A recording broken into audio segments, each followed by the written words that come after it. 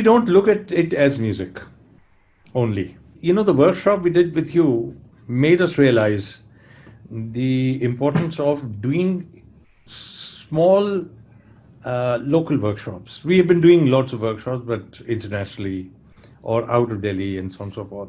But we've never done a workshop for about 13 or 15 people. So that was the first time we were doing this, and we all thought that that was a very gratifying experience. We also learned quite a lot, and we it helped us evolve.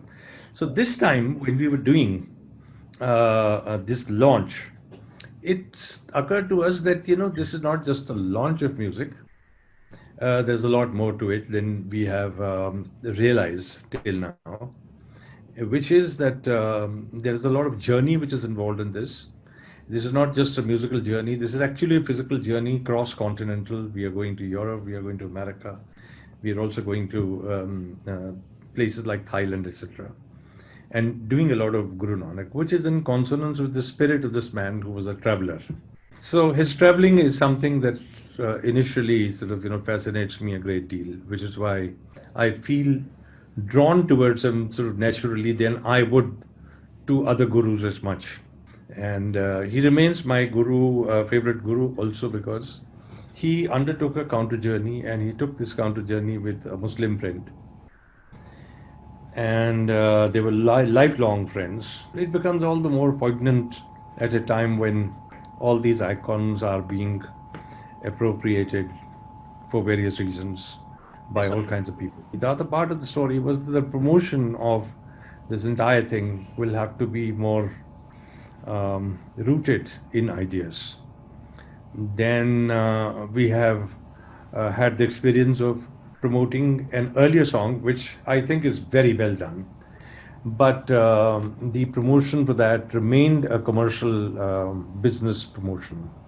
The thing uppermost in our mind is trying to work out a way whereby we could engage at the level of ideas with a whole range of people, people who are like-minded, people who do not know about us, and yet, there'll be a space where we can enter into that kind of an engagement. Tell them our stories and listen to their stories, and maybe in the process, sort of, gain a lot so that we go elsewhere. So it is in this context that we, especially I, kept thinking of you a lot.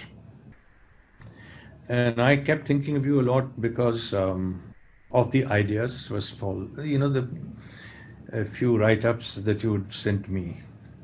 Those were short notes, but they were very perceptive. And they were more or less contextually coming from the same kind of anxieties and curiosities and sort of, the desire to maybe explore, as in a way we do. Panditji is the person, like a true Bengali. He keeps on getting into these intense discussions with me about 19th century Bengal, especially, which is also the century of both intellectual and physical journeys, because the Bengal Renaissance is not possible if we do not appreciate the journeys that happened. I mean, with regard to Raja Rammohn Roy and Tagore, both. I mean, these are the two ends. So there are journeys. For instance, Raja Rammohn Roy didn't know any English till the age of 22. And he was studying in a madrasa. He was studying in a Darul Uloom in Patna. His initial sort of education is all in kind of, the madrasa at which they are now coming very heavily down upon. So he studied in the Darul Uloom in Patna. And only after the age of 22nd, he started learning English. So there's a great deal of background, which is indigenous background. There's all kinds of narratives about Islam and this, that, and the other. But, the fact that the Bengalis took upon themselves to choose the agency of women as actually the initiator of new ideas. I often wonder if it's something to do with Islam. Although sort of, there is a school of thought that will like to emphasize that Islam is not all that sort of, kind to women. But I mean, if you look at Raja Raman Roy, I mean, his basic sort of, reformist agenda vis-a-vis Sati, and then you come to Ishar Chandra Vidyasagar, who's all about the widow remarriage and education of women and so on and so forth, and then Keshav Chandra Sen. And finally, if you come to Tagore, Tagore is doing the same. And their journeys to Punjab. I mean, that's a very, very fascinating area. I mean, Tagore coming to Punjab in 1872 with his father, staying here for about 6 months in Amritsar, and another 6 months in the rest of Punjab, including hill stations, and going back deeply impacted by Guru Nanak. So I normally would sort of not go very close to Guru Bani because there are purists who would uh, be very uneasy with somebody like me who's not had any training in music going and singing Guru Bani. So this is also considered an encroachment. And then, of course, the whole debates around pronunciation, debates about how much music you know, debates about how much of a devout Sikh you are, and so on and so forth. I mean, I will probably fail miserably on all those parameters. Really speaking, although I am culturally born into a family where everyone visited Gurdwara. My nani was actually part of the Kali movement. My nana was just sitting at a distance and watching this entire association of my nani with the Kali movement with not a little degree of bemusement. And my father used to bicycle from Lahore. Imagine, I mean, this is something fascinating. We will get to hear of somebody like Bhai Chand, performing in a Jod Mela, which is happening in Taran Taran. Now, the distance between Taran Taran and Lahore is a substantial distance. So he, along with his friends, they will get onto the bicycles. Bicycle all the way to Taran Taran, which must, I mean, if you count it now, in today's terms, it must be about anything between 50 to 60 kilometers, if not more. So they will go, they will go and they will live, spend the night there. And through the night, because this used to be known as the, for instance, we have Jagratas, and in Sikh Jod Melas, we have these Kirtan Darbars that go through the night. So they will be awake and they'll be sort of, they'll have very little means of eating. So they'll be depending upon the matris and matti and bundi and whatever is given to them with tea in those sessions. And in the morning, somehow they'll, pull themselves out of their sleep and then they'll go back. And in fact, my father says that they used to be completely reinvigorated when they travel back. And on the way back, they have to also do Matha Tekna at the Golden Temple. So, all that ritual is, fascinating. But nothing of this sort. My mother was, of course, a very devout Sikhni. My elder brother is. Initially, he wasn't. Now that he's grown old, he's become a devout Sikh. I don't think my younger brother is much of a Gurdwara going type. But my sister is the youngest of the lot. My sister, she maintains a kind of a almanac. Yeah. So, So वो जंतरी होती है, तो she keeps on reminding us, on Facebook and YouTube and whatever, WhatsApp. आज अकाली फूला सिंह का birthday है.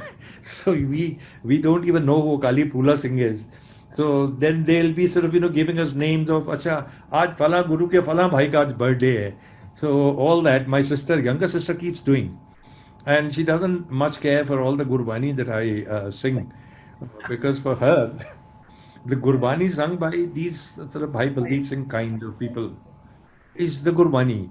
Yeah. So I don't know why we have actually sort of, walked into this. But I feel close. I feel very close to Guru Nanak. I look at his journeys. I am deeply enamored of his journeys. Also because For instance, I was just looking at this book. This is written by a fellow called a young boy. His name is Haroon Khalid, and he teaches in Lahore in that Lahore University of Management Studies. This young boy, and he's written a very beautiful sort of walking with Nanak. We were discussing this other fellow the other day, Amardeep Singh, who lives in Singapore, who was also a friend of mine, that studied in Doon School, but after finishing his graduation and business studies, he shifted to, he went into banking, and then gave up banking one day, and he started traveling the same route that Guru Nanak had traversed. And in the process, he produced two really painstaking tomes, going to very dangerous zones when war was raging in all these, domains and all these sort of, topographies. And then eventually, sort of, he has come up with these two mind-boggling sort of, the work is just amazing. I mean, if its archival value cannot be overstressed. And now he's making maybe a 9-part film or something to that extent. I have it at one level the same kind of affinity. When I look at Rumi, when I look at Nanak, when I look at all these people who came, for instance, Hazrat Amir Khusro's father, who came from Uzbekistan via Bukhara. All these people coming from Marwan, Sistan, and Chisht, and all these areas, coming to India, going back, taking something, engaging in a kind of a dialogue. So dialogue is not just about what is happening now, but dialogue is also about Upanishads. The dialogues are also about modes of knowledge. What are the basic the coordinates of epistemologies? What are the similarities? What are dissimilarities? And how we can gain by engaging with one another. So when I come into music, my problem is that music for me is at one level very liberating, because उसमें कुछ meaning के साथ जो है ना, initially you have to it's just emotion, it's pure emotion, it's molten sort of lava. So all that my engagement with the critical theory, cultural theory, I just leave behind. What is happening between you and me now, which is actually at the moment is more like a monologue. So once you start asking me questions, it will become a little more difficult. But as a monologue, what is happening is that this thing that whatever I'm doing, it's a kind of it's an unwritten sort of universe of symbols. Language is symbolic. It has no sort of direct relationship to the reality. We have given names to certain coordinates. So we are dealing with ideas now, which is something which is already symbolic and stylized, therefore. And we are giving it a double stylization when we come to the melodic mode. Actually, it's not double, it's triple, because there is a poetic style in between. The poetic style already is a departure from the spoken language. And then that poetic style we are then taking to the third level, which is the level of melodic articulation. So having gone through this three, then we just let it be, because then it reaches somebody, and the somebody who receives it will receive according to his her understanding of the symbology, in conjunction with his her own understanding of the symbols that she is permanently on a daily basis trying to configure. So this is the kind of a cascading thing. For me, music was interesting in that part because it helped me cross over many symbolic domains. But it also, in a way, pushed me back to my own emotion. So I do agree that there are these 3 degrees that you're talking about of first the language, then the poetic translation and then the melodic translation. Ji. But since you started with the question of emotions, pure emotion, because music to you is transformation of emotions, if I can put it that way. So it's definitely the 3 degrees are not linear in progression. No, They are just rivers which are coming in. There's a confluence of rivers coming from different places, and absolutely. one might lose itself, the other might take over.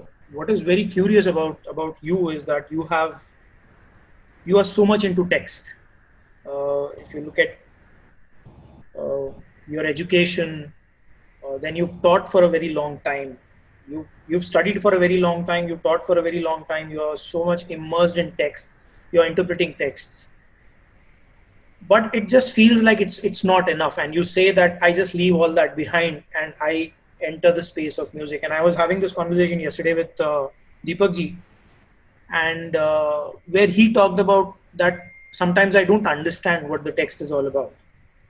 I don't know what the poetry, and language is one thing, and then when it gets into poetry, it becomes yet another thing. So I have to respond to the emotion, and then we have a conversation whether my interpretation of the emotion is going well with what everybody feels or what you feel. And this is where I think it's very fascinating how this music gets created, because each of you is kind of traversing your own territories, your own areas of interpretation.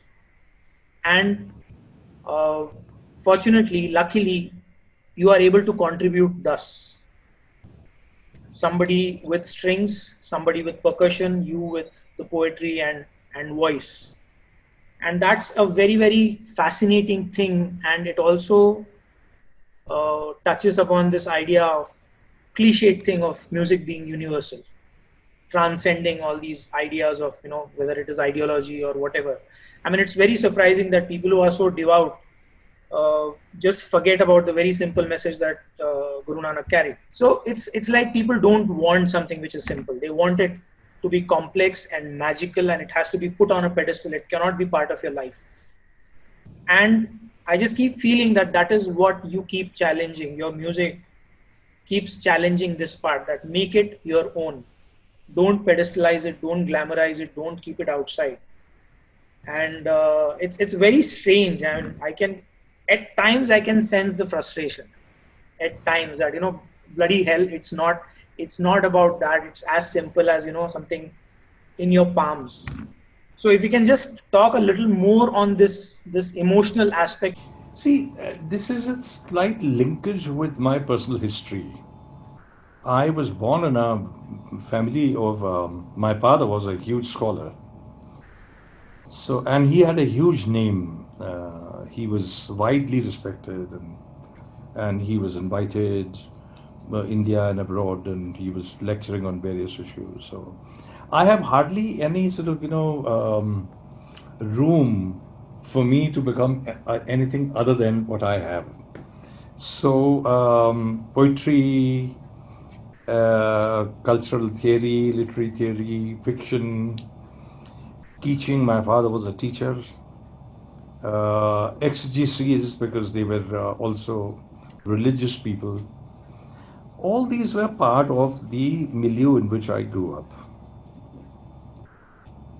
And I must tell you that my father, for instance, was translating a whole range of things. Like he translated Plato, he translated Aristotle, he translated Dhvanyalok of Anandavardhan, Longinus, Sophocles, Aeschylus, Euripides, up to Albert Camus. So everything he was translating.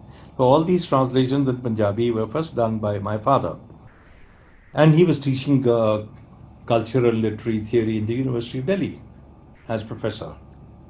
So I had very little sort of, especially me, I don't know why I became sort of, completely enamored of what he was doing. For instance, my elder brother followed only the fiction. So he was reading Dostoevsky. So he was reading Albert Camus, but he was not going into literary theory. My younger brother, on the other hand, was going only into literary theory and not going into fiction and poetry. I was going into both. So मैं इधर का भी नहीं इधर का भी नहीं. So I was kind of sort of the mean. Yeah. So when I did my studies, and I had a kind of a highbrow, almost contemptuous, sort of, approach to people who were teaching and were not sort of that well familiar with what was going on in the world, and we took pride in the fact that we knew the most sort of current theories that were developing in the West, and we were the ones who ordered those books to come our house, to come our way. My father would order them.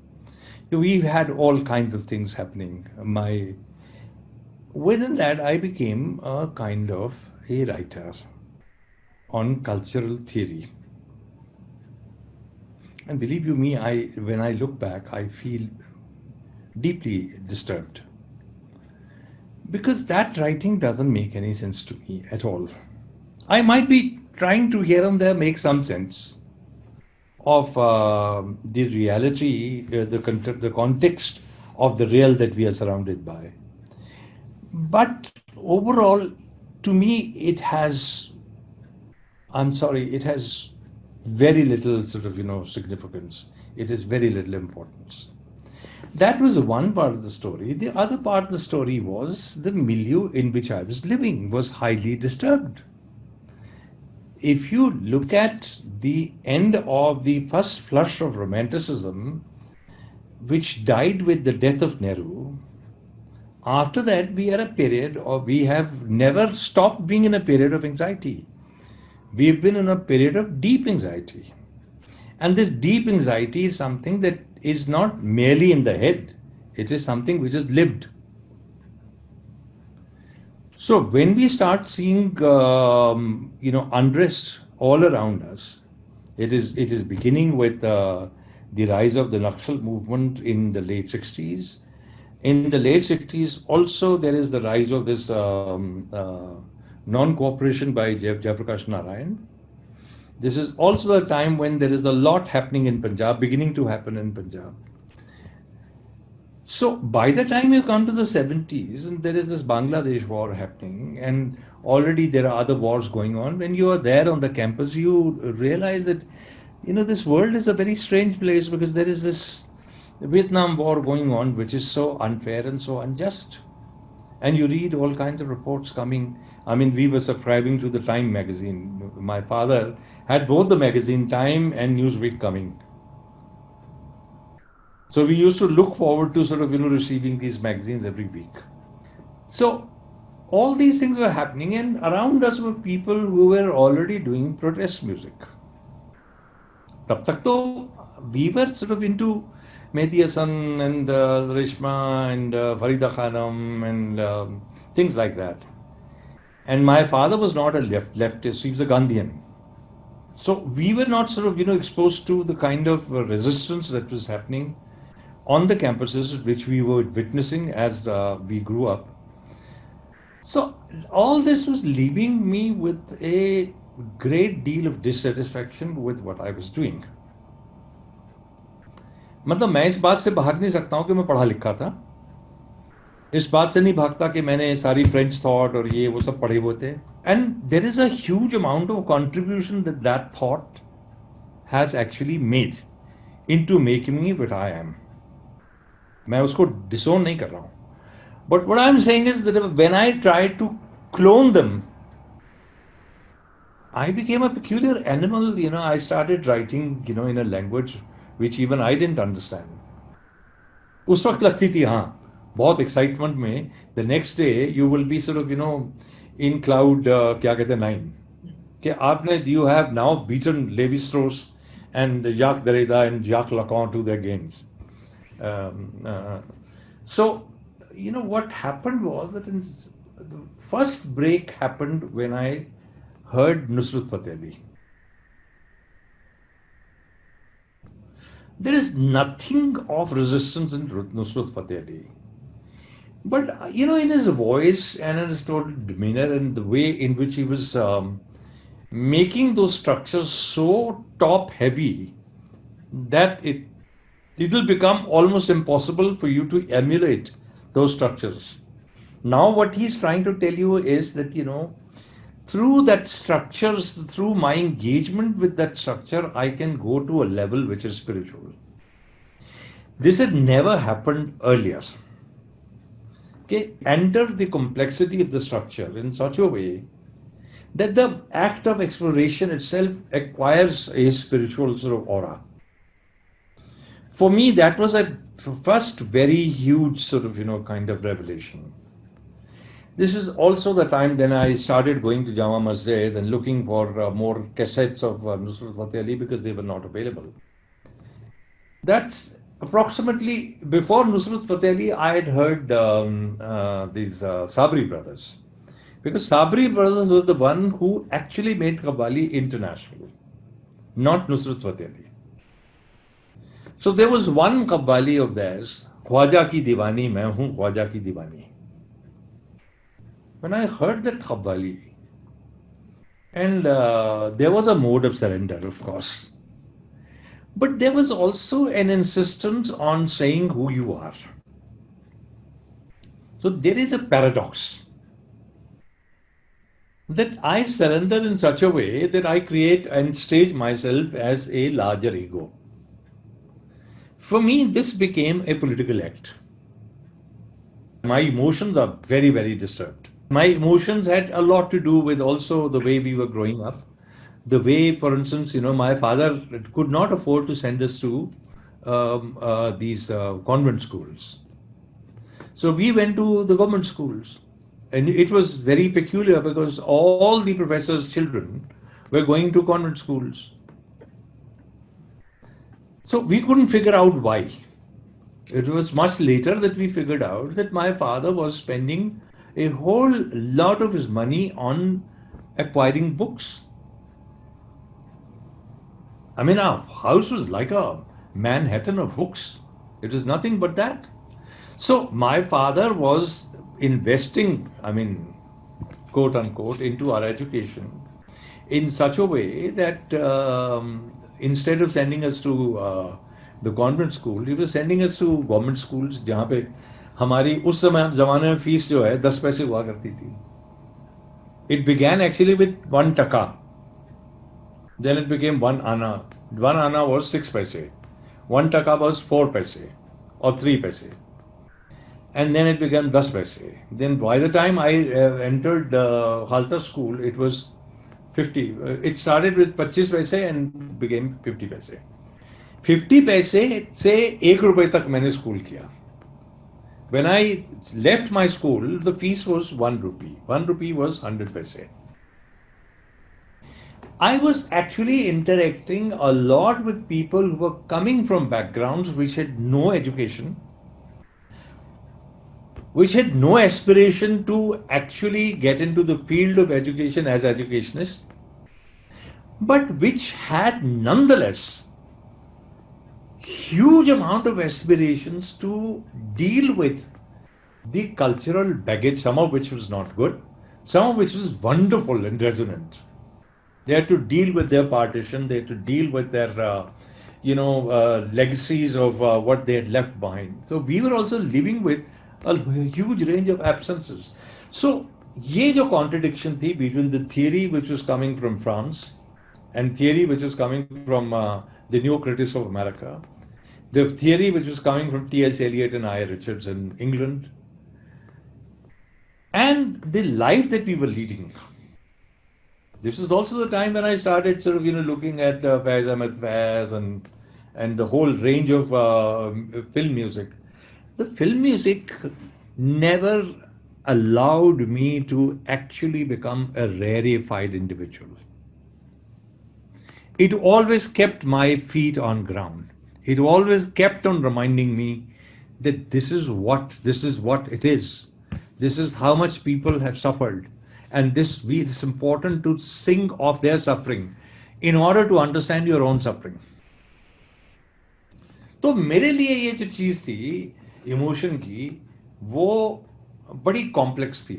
Living in a refugee colony where people had come from 5-6 different dialects of Punjab. So the first thing that he broke was the monolith of a Punjabi identity. Because people are coming from 5 or 6 different dialectal contexts and they are not gelling. There are jealousies. People who have come from Multan wouldn't really gel with people who have come from, let's say, Pothoar. People who have come from Sargodha will not necessarily sort of, enter into a harmonious relationship with people who have come from Lahore. Then there were economic fissures.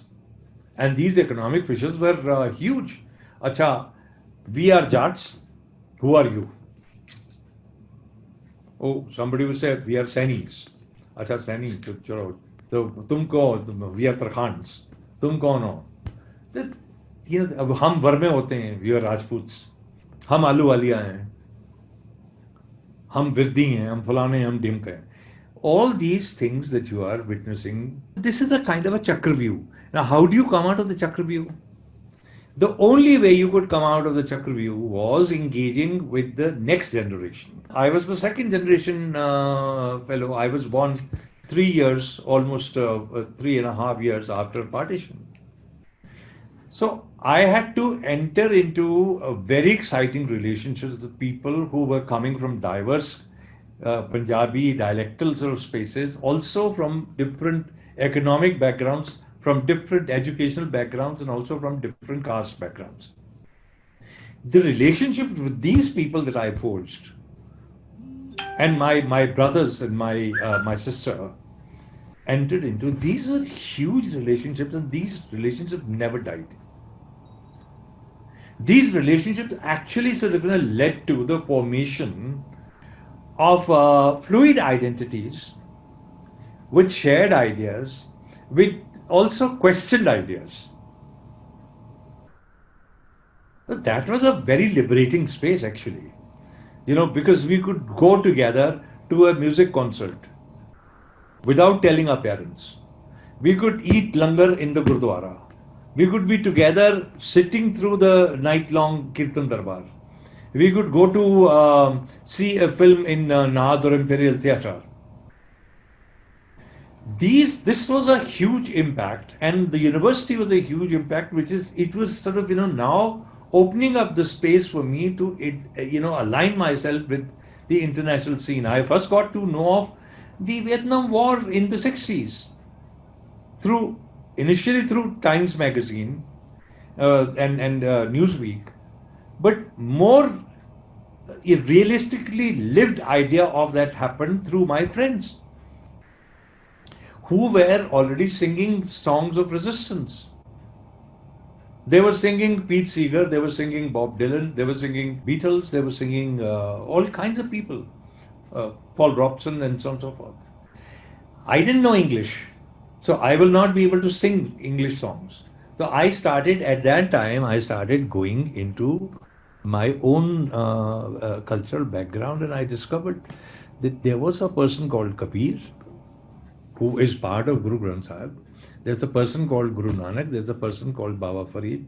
And then I started looking out of the Granth Sahib. My father would introduce me. He was a very secular person, despite being religious. So he will say, okay, you go into the Kashmiri sort of, Sufi poets.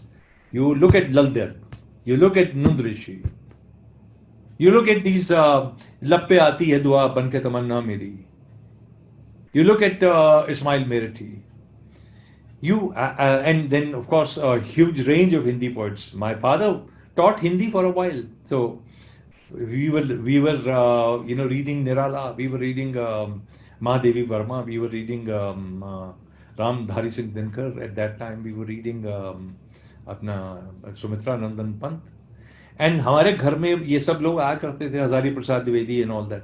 I must share with you that when my father became a professor in the University of Delhi, there was no advertisement of the post of professor in the newspapers. My father received a letter from the Vice Chancellor of Delhi University, who was a well-known economist. His name was B.N. Ganguly, very well-known economist. It's a very strange letter. Dear Dr. So-and-so, I and some of my friends would like to have a conversation with you over a cup of tea on such and such date, such and such time. This is the interview letter to my father. And my father goes there, and who's there in addition to Professor Ganguly, who was like a chief economic advisor and all that? They were R.C. Majumdar, there was Suniti Kumar Chatterjee, there was Professor R.K. Dasgupta. I mean, they were all Bengalis, to intriguingly, but all of them such formidable names.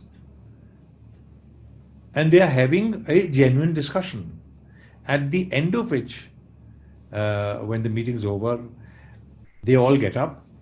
Professor Ganguly shakes his hands with my father, and he says, Dr. Singh, it was a huge, privilege to have this conversation with you. I have a request. Would you mind being a professor in the Department of Modern Indian Languages from tomorrow? So this is the context. So my emotions जो है ना, मेरी emotions जो हैं वो बड़ी complex हैं. वो सिर्फ ये नहीं है कि हम उजड़ के आए थे from Lahore. My family was, like refugees. My emotions had a deal of curiosity. Delhi was like a, it was a spasmodic city.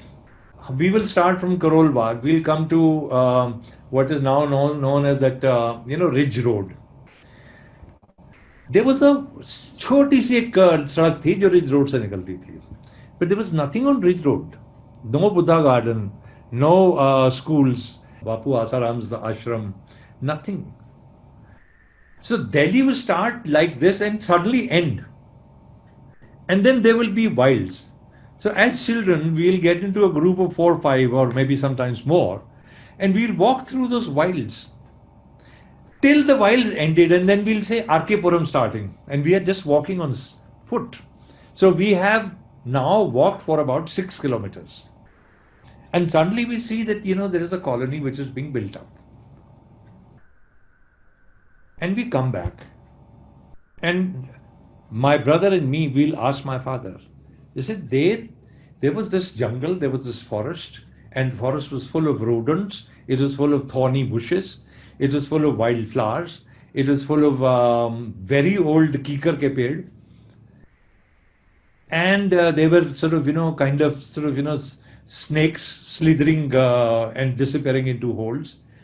And then suddenly we come to a point where the forest ends and we see a township coming up. What is that township? And my father says, well, this is the township which Pandit Nehru actually ordered, and he wanted Delhi to develop as in the image of this very complex thing called India. In 1958, Vivid Bharati started. Before that, All India Radio was like a very elitist kind of a space. So you were not supposed to sing popular songs on All India Radio. You were not supposed to play harmonium. It is only in 1958 they started Vivid Bharati. And that is when we started actually listening to Hindi film songs on Vivid Bharati. Otherwise, we used to go to Radio Ceylon, Binaka Geetmala. Or when we were in our grandparents' house in Amritsar, we'll be listening to Radio Pakistan till 1964. There was this Farmaishi Nagwa program in which Hindi film songs used to be, relayed. So what happens is that Vivid Bharati Hindi music will take rest around 1:30. They'll stop for their lunch and all that, and then the afternoon siesta. Life was very lazy in Delhi. We also used to sleep. All the family will go off to sleep in a house which had very thick walls. मिट्टी की बनी दीवारें थी, इतनी इतनी मोटी, और उसमें गर्मी नहीं लगती थी. At 1:30, when they took a break, as a child, I will go on to listening to popular South Indian music. There used to be a program from 2:30 to 3:30.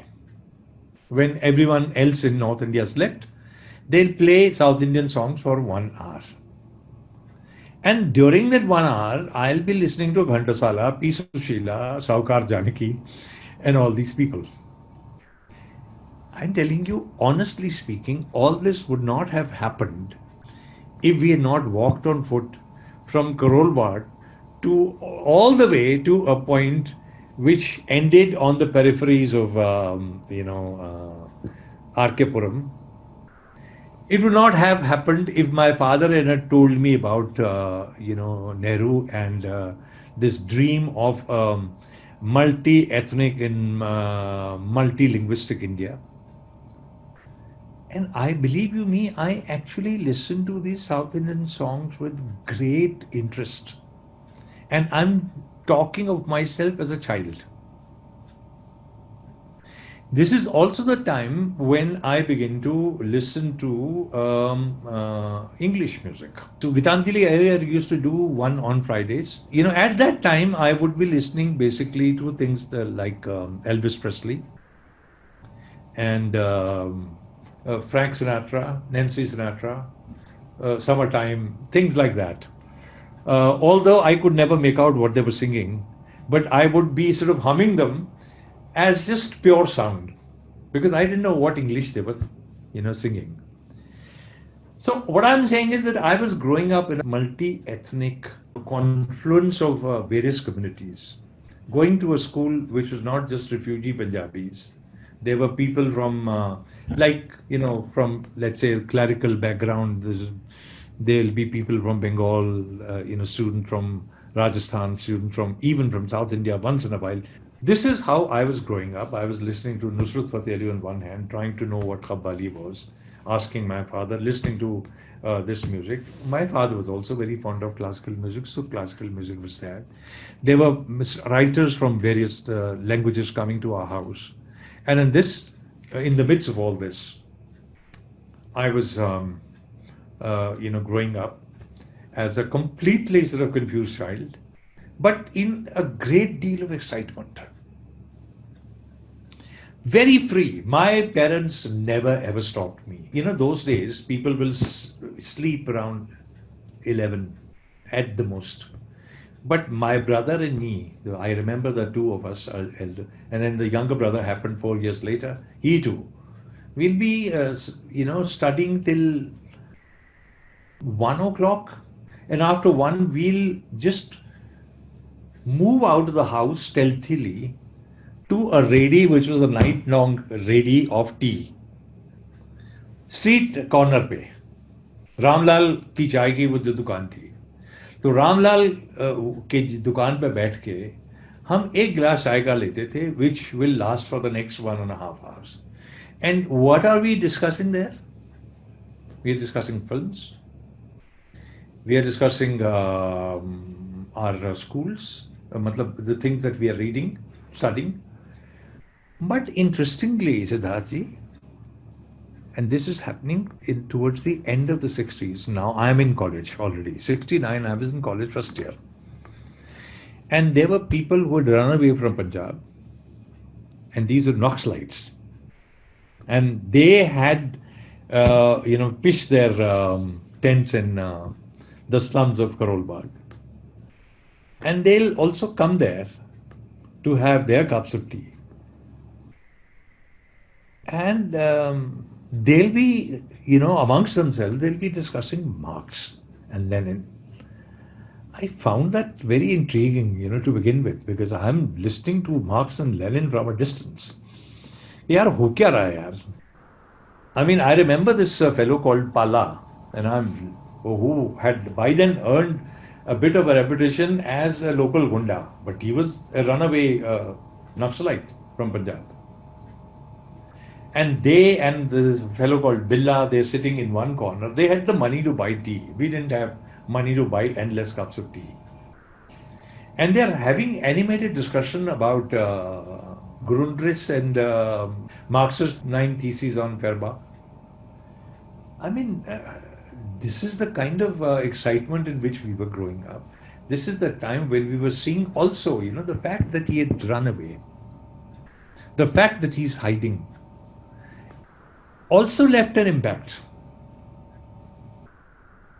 It's not as if, things were बस आप एक दूर से देख रहे हो. There was so much violence, अभी आज हम when we look back, I mean हर तीसरे दिन सोडा वाटर बॉटल्स जो हैं, दो ग्रुप, एक इधर एक दूसरे पे सोडा वाटर बॉटल्स फेंक रहे हैं. People are getting injured, people are getting stabbed, people are running away. हमारे स्कूल में 5वीं जमात में there was this in our street there was this fellow called Madan Gupta. He was a friend of ours. He ran away one day. He didn't have parents. He was being brought up by his grandfather, and the grandfather is crying inconsolably. So we all go out in search of Madan Lal Gupta, and we find him in Ajmal Khan Park. He's sitting there, hungry and also crying. So we go to him, क्या हो रहा है? तो यार वो film देखी थी देवानंद की, जब प्यार किसी से होता है. एंड उस फिल्म को देखने के बाद मुझे लगा कि ये मैं अपने दादा के पास बैठ के ना, मतलब पंसारी की दुकान पे बैठ जाऊंगा. I just want to, I am quite good looking. He was actually not bad looking, he was quite good looking, and he said I felt like running away, but I don't know where to go. So I'm sitting in the park. I have not eaten for the last 2 days, and I'm hiding. हम बड़ी मुश्किल से उसको लेके गए उसके दादा के पास, and Dada and he they hugged each other and they started crying inconsolably, both of them. And from next day he was out of school and he was going and attending his father's pansari shop, and eventually he became a very successful businessman. So ये कहानियां भी हैं. तो दूसरी कहानियां भी हैं जहाँ जो है people just disappeared, very talented people living in abject poverty. I mean, I remember there was this poet of Punjabi language, very big poet,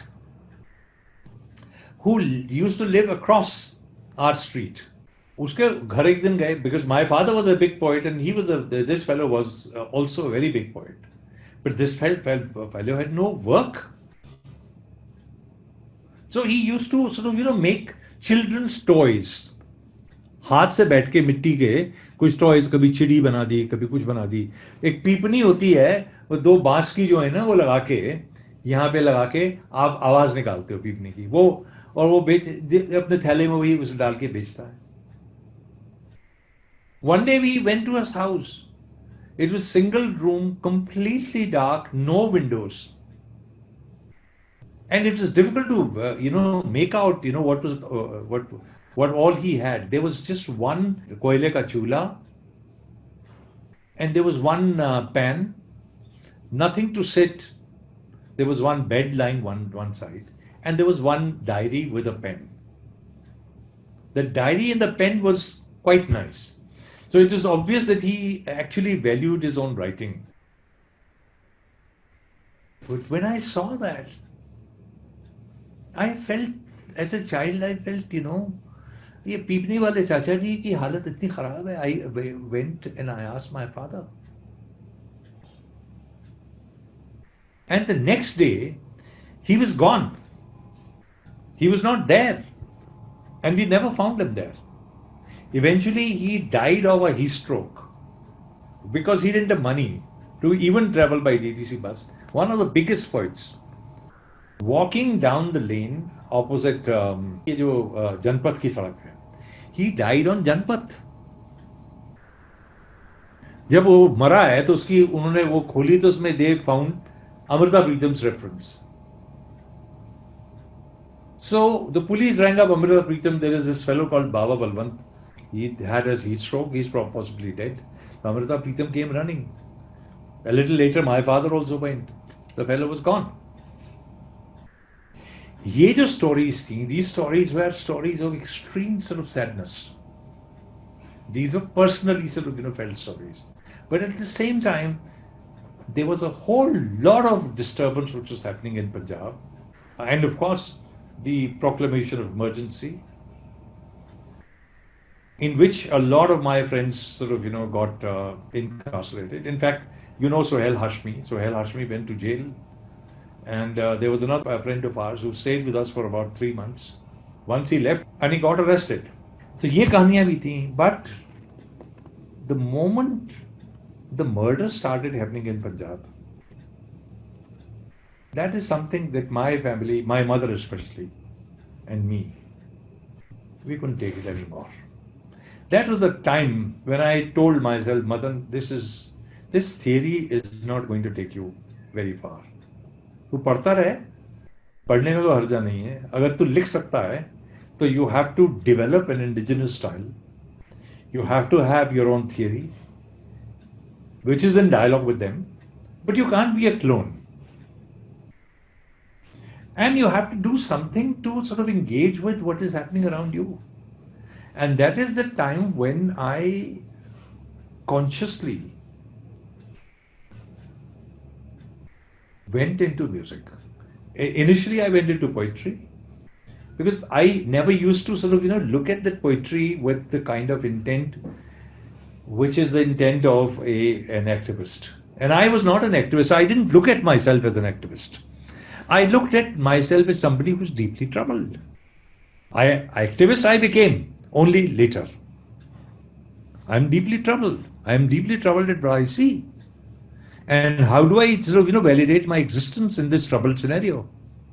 That is when I went back to poetry. I read a lot of poetry. I used to read a lot of poetry, but now I was consciously doing that. And I was trying to figure out, what this bhakti poetry thing is, how much of it I can take, how much of it I can reject, because there were hierarchies even there. They were working with, at times, with very narrow and sectarian hierarchies. आज मैं किसी को कहता हूँ, people get upset. This is the other problem, Siddharth ji, that whichever traditions that we are dealing with, we cannot create a kind of a critically respectable sort of, relationship with those traditions. It's important. I was engaging with a few teachers a few days back. The online workshop I was conducting. And this is what occurred to me, that our tradition, our cultures, take any part of the country, there's hardly any which actually encourages conversations in which rules are not already prescribed, where positions have already not been taken. There is very little left to questioning. The simple fact कि आपने माता पिता और गुरु को भगवान का दर्जा दे दिया, अभी जाओ पूछ लो क्या पूछना है और देख लो जवाब मिलता है तो. So you're left hanging. You might not ask a question as well, just leave it as things are.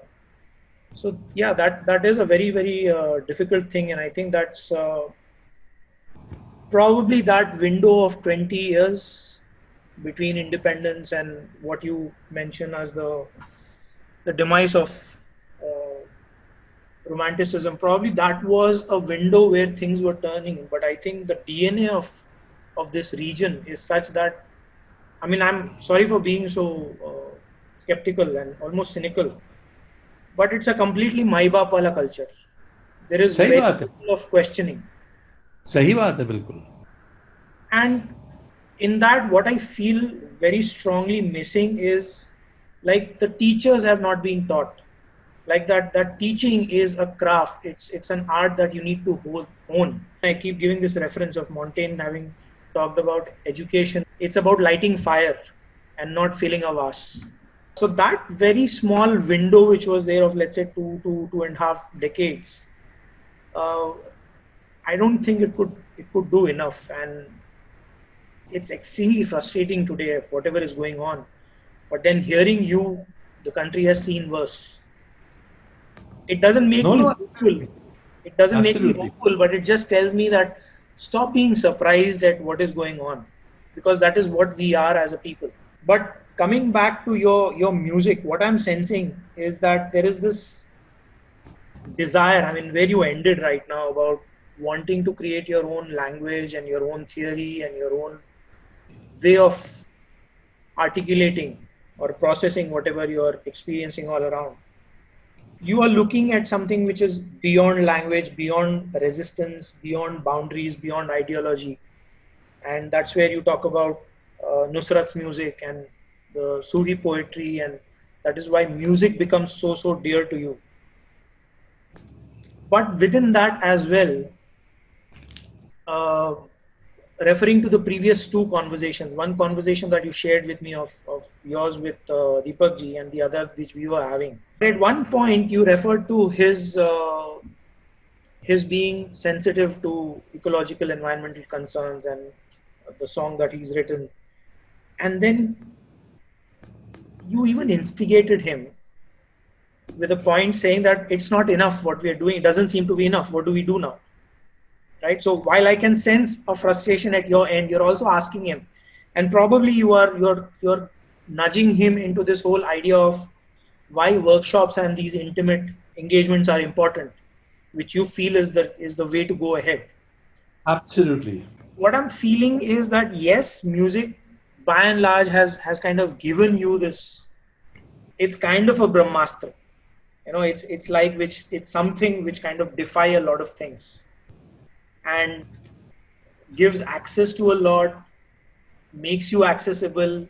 People open up much more compared to any other kind of thing. And it's very interesting what you mentioned about your need to kind of connect across social layers as well through music. So coming back to this whole question of what now, like yes, of course you are dealing with some wonderful text, wonderful references, creating amazing music.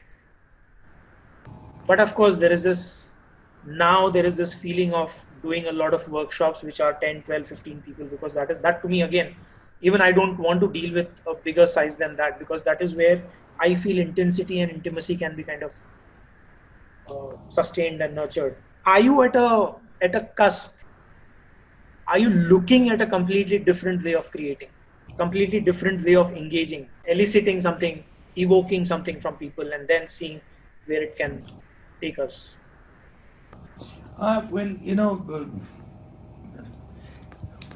this question I can answer in two ways. One, of course, is the whole idea of age. So I am now almost 70. And there is a certain kind of practice which I can carry on maybe for another 2 years if everything goes well. So I'm acutely conscious of that.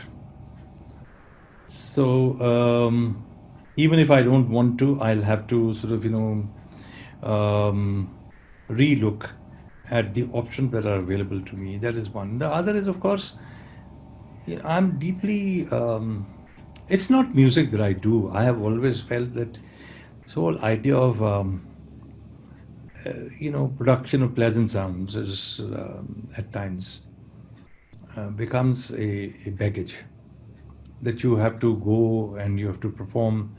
As you know, that there are three different spaces at least, if not more, where your music itself changes in the same day, at the same time. One, if I'm just doing music for myself, it is very different from the music that I'll do when, let's say, about 10 friends are sitting around or five friends are sitting around. The music will change. But when I'm in a kind of a performative space, it's not the same music at all. It is something else. It is a combination of too many things. एक तो problem ये है. Second problem ये है कि in between even when I'm doing very well as a musician, I keep on taking unexpected breaks. One of the very strange um, or peculiar sort of habits that I have is just obsessively staying with a book over a period of time. I will keep reading the same book for 6 months. I have to be with the book. So I wouldn't want to say that this is rereading. It's a kind of a continuous visit. It's like being with a friend. So in that, because this being with a book is something I like. For instance, I like writing poems. Let me just put it like this.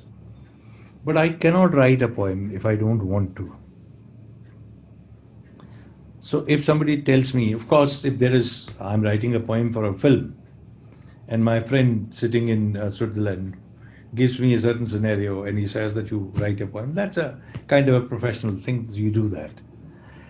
But if I have to write a poem, then I'll write a poem.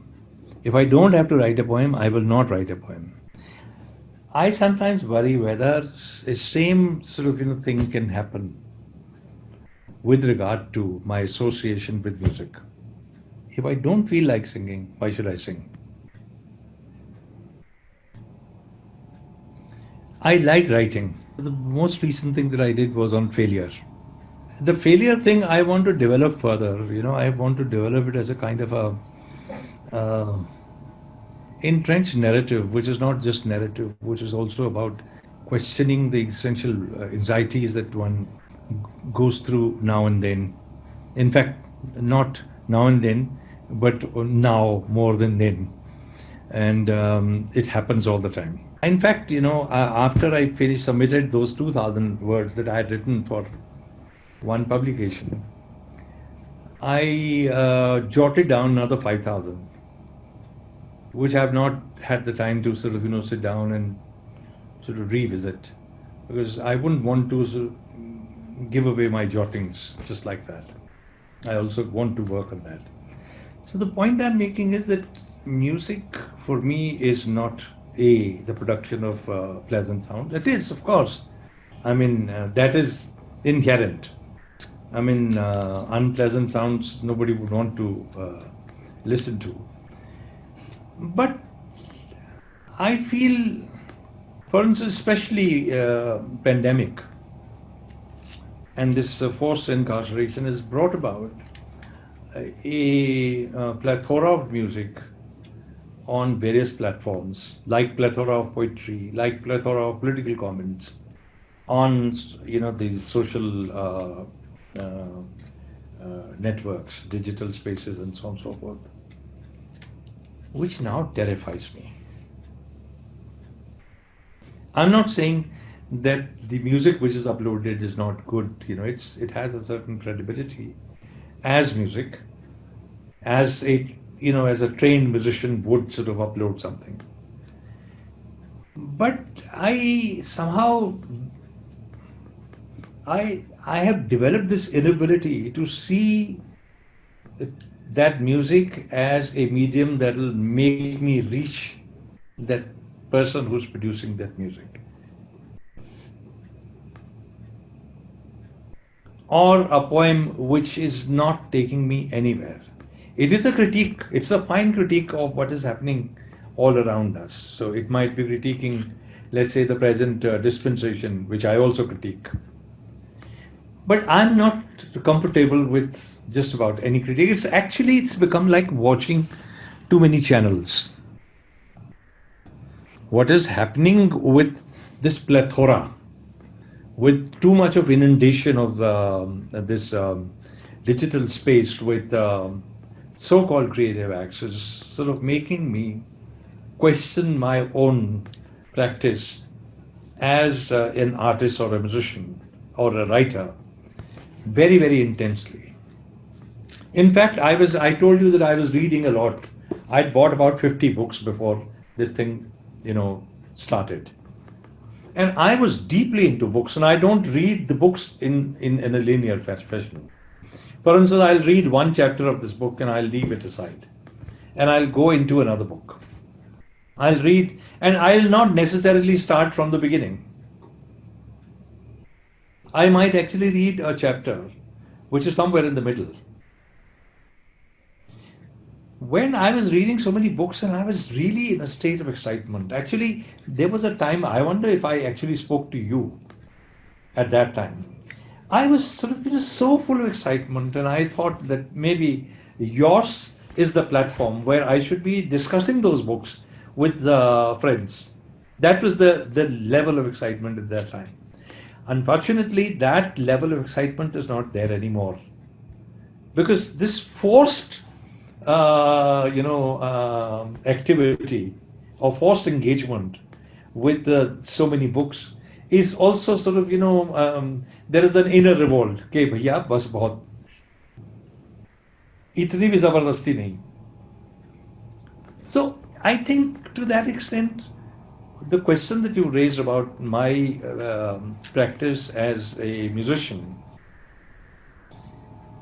is a valid question, not just for you, but also for me. Because, for instance, my music now, must look at the larger depredation, the winding up of life. Why is this life winding up? Life is winding up all across.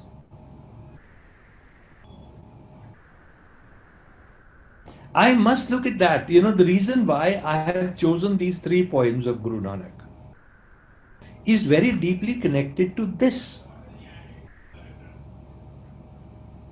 Vismadnath, Ragis don't sing Vismadnath.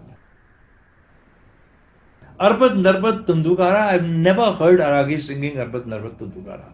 I've heard Ragis singing Arti.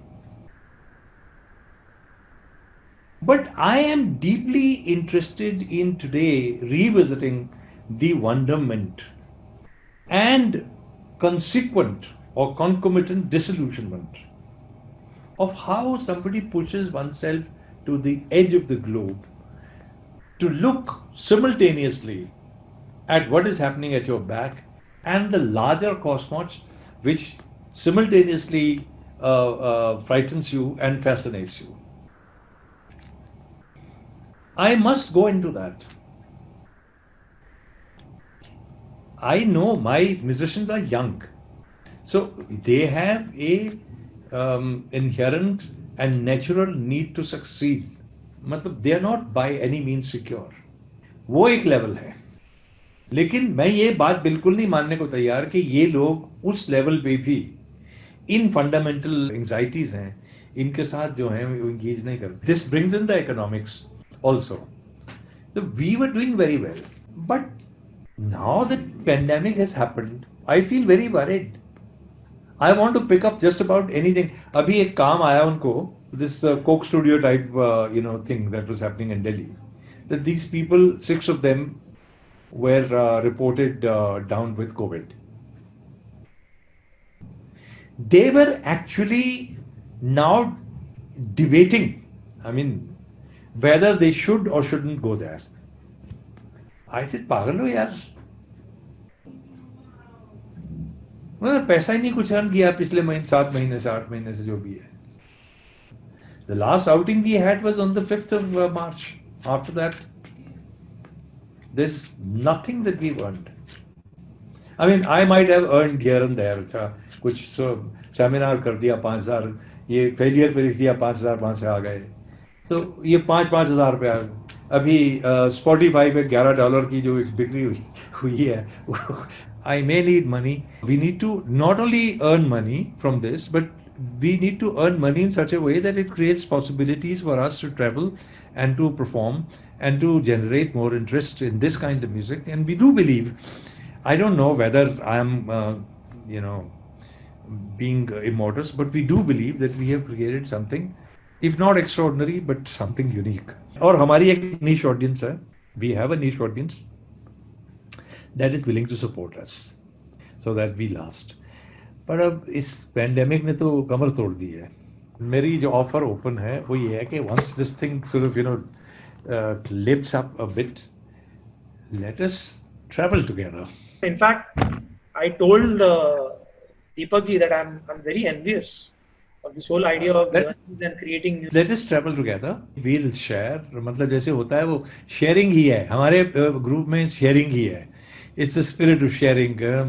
इकट्ठे खाना खाना, इकट्ठे घूमना. Anyways, that's going to be some time before we start traveling. What I feel is that you should be doing some online workshops. मेरे लिए सबसे important वही है. See, this is not going to end with this one launch. Yeah. Because it is to be followed up with a larger sensuous sort of, entry into the whole notion of ishq. Explore the idea of ishq. Although at times I feel I'm a little too old for this, but, I would like to sort of revisit my past and explore this, because these are These are fascinating melodies. How is it that all these travels, when we speak about these travels, we speak only about these these travels of sacred music? Yeah. How is it that we don't speak about the travels of ashiks? Yeah. And what are the trajectories, where the two can possibly come together and separate?